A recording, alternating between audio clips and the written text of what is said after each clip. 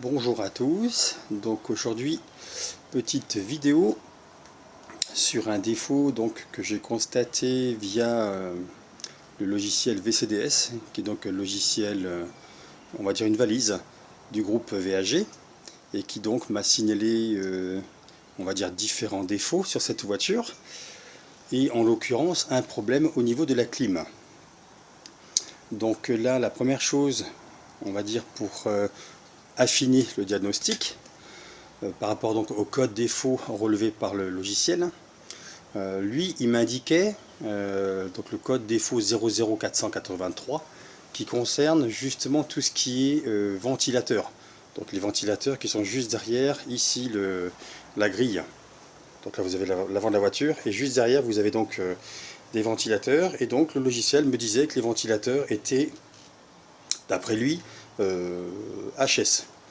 Donc pour en avoir le cœur net, ce que j'ai fait, j'ai donc envoyé la voiture dans un centre, on va dire, de clim, et j'ai donc demandé à la personne justement de brancher l'appareil et de voir si déjà au niveau du gaz, j'avais donc de la pression de gaz, et si il n'y avait pas de gaz, d'en injecter un tout petit peu de façon à voir si les ventilateurs allaient fonctionner.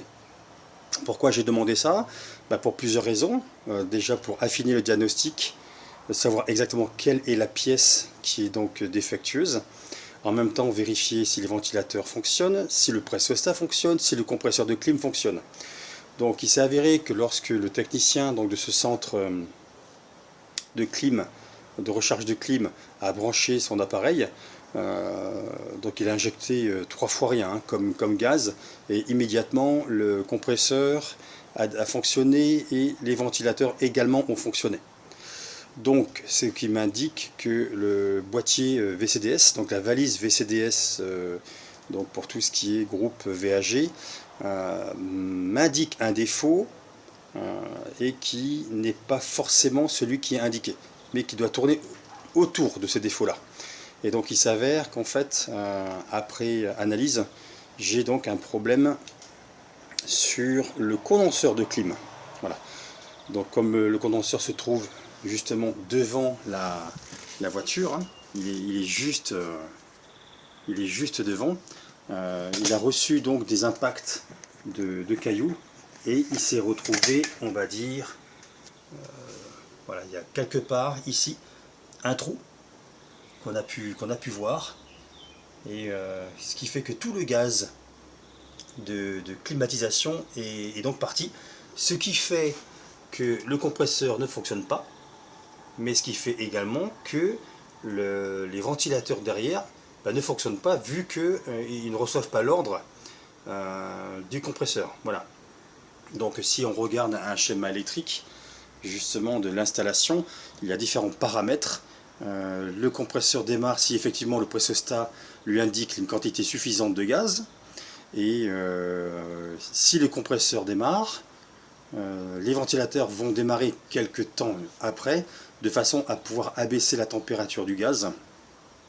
Donc par rapport au fonctionnement d'une clim, que ce soit un frigo, une clim de voiture ou quoi que ce soit, ou une pompe à chaleur d'ailleurs, hein, j'avais fait une vidéo très complète sur ma chaîne YouTube, que vous pouvez retrouver dans la section bricolage. Donc vraiment une vidéo assez longue, hein, mais qui explique vraiment en détail le fonctionnement d'une clim et les rôles des différents composants: condenseur, évaporateur, détendeur, compresseur, etc., etc., etc. Voilà. Donc là maintenant, suite à ce diagnostic, on sait que le problème ne vient pas du ventilateur, mais vient du condenseur.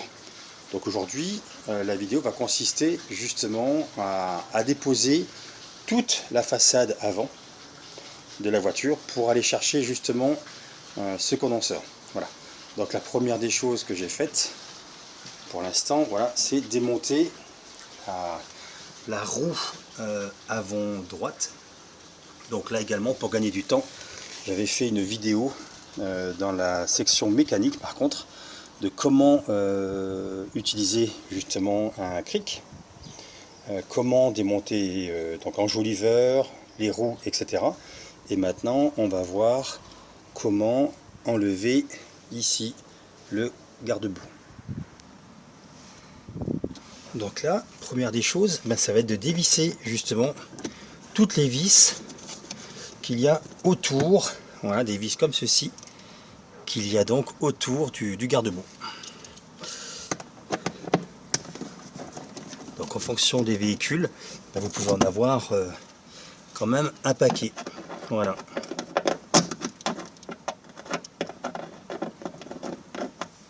Celle-là, c'est pas le même diamètre.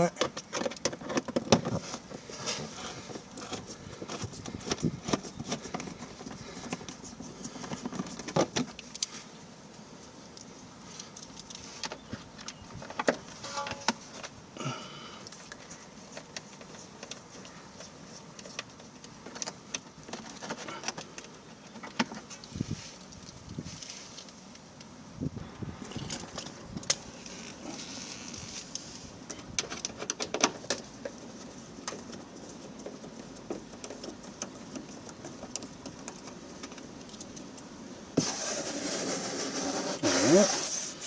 Continuez à faire le tour. On va tout enlever, comme ça au moins on y verra plus clair.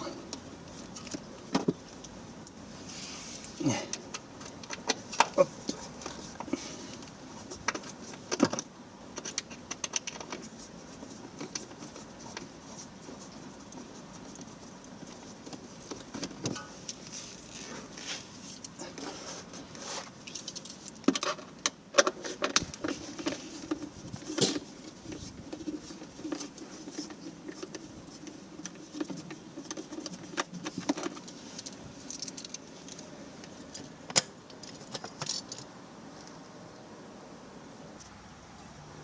Donc là, bon, une fois que vous avez donc dévissé ici toutes les vis, vous voyez, donc encore, voilà, vous faites tout le tour et vous enlevez donc ensuite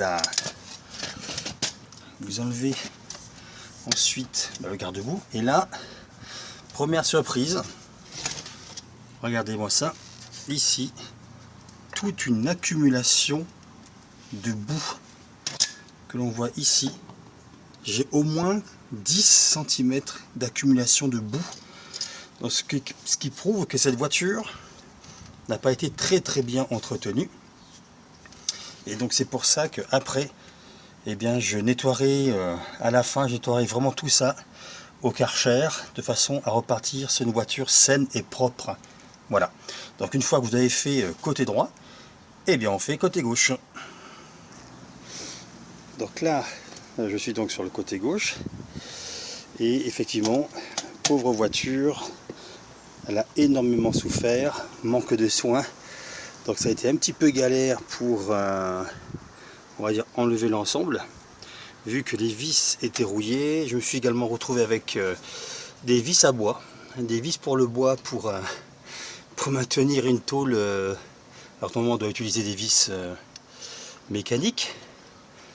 Donc voilà, j'ai enlevé donc la partie du garde-boue ici. Et puis maintenant, il reste la partie à l'avant et en dessous, on va le voir. En dessous, vous avez normalement, voilà, on est sous la voiture et vous avez ici, voilà, ici et puis là-bas, vous avez donc deux vis ainsi que la même chose de l'autre côté. Donc là, on va les enlever également. Donc là, j'ai desserré les deux fameuses vis, donc ici et là. Et puis maintenant, ben, on va enlever, voilà, vous enlevez l'avant du garde-boue, donc ça tombe. Étape suivante, on va aller chercher une vis qui est au milieu. Donc, la fameuse vis en dessous, ici. Voilà, elle est juste au milieu. Faut pas la rater, hein.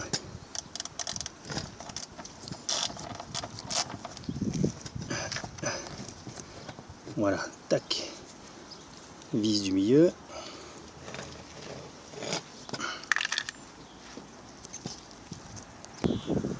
Donc ensuite, on va passer au-dessus de la voiture.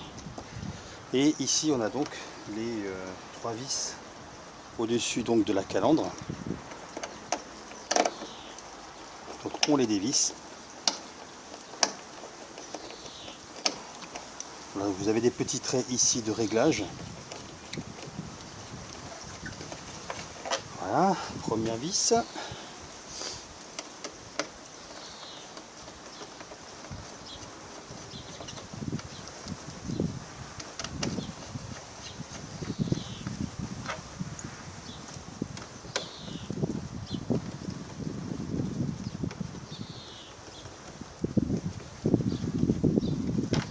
Voilà, donc ici les 3 vis. Et maintenant on va voir si voilà, ça c'est décroché. Maintenant on va voir en dessous pour décrocher le pare-choc par rapport au crochet qu'il y a en dessous.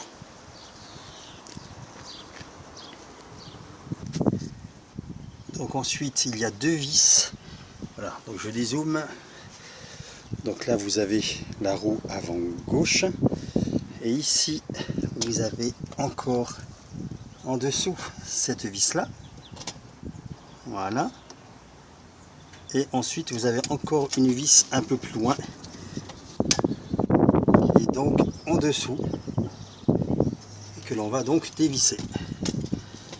Donc ici. Voilà.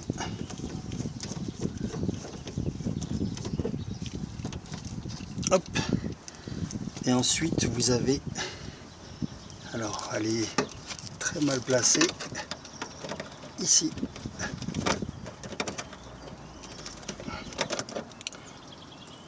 Donc une fois que vous avez démonté les 2 petites vis en dessous, et bien justement au fond, ici, vous en avez encore une autre.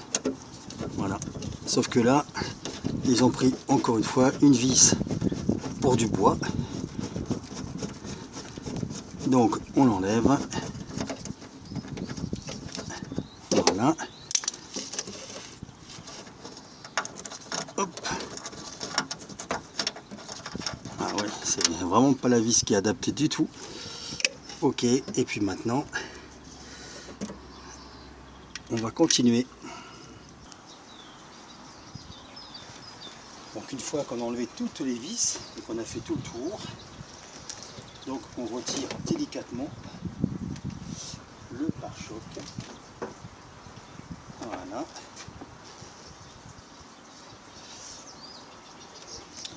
Et là, on peut voir que j'ai encore des vis à l'intérieur. Ok. Donc c'est pour nettoyer, d'accord, les phares. Ok, donc en option cette voiture. Voilà. Cette voiture hein, en option, je vais vous montrer. Voilà, ici. Donc nettoyage des phares. Donc je dois encore dévisser 2 petites vis ici, de chaque côté. Alors, pour desserrer ce système de lave-glace, lave-phare plutôt. Alors, vous avez 2 vis ici, de chaque côté.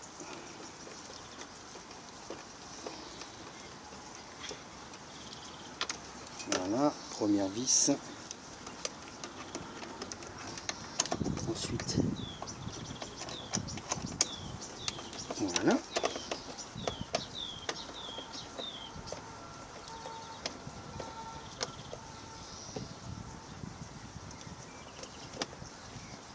Voilà, deuxième vis. Et ensuite, il faut écarter ici. Voilà, on écarte un petit peu. Il y a 2 pattes en plastique. Vous écartez.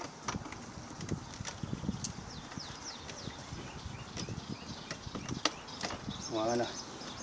Vous avez 2 petites pattes qui viennent ici prendre en sandwich les 2 gicleurs. Et ensuite, vous démontez justement le lave-phare. Voilà, donc ça, hop, on va le laisser ici. On décroche en dessous.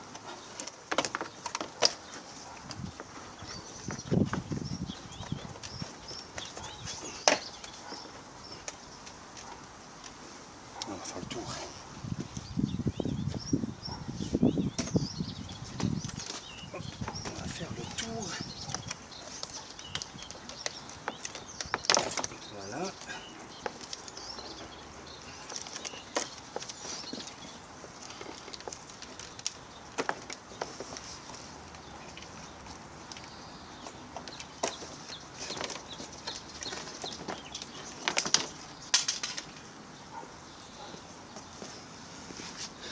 Donc là, je suis en train de faire le tour.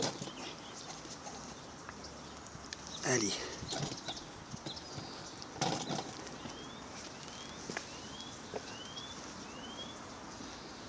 Ici.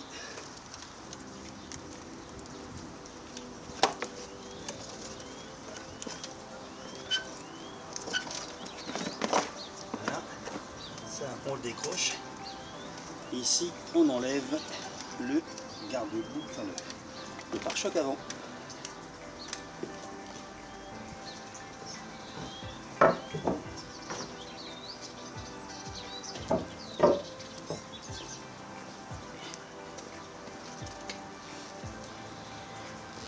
Donc ensuite, je vais remettre les vis, justement ces deux petites vis, je vais les remettre sur le pare-choc à l'avant, histoire de ne pas les perdre.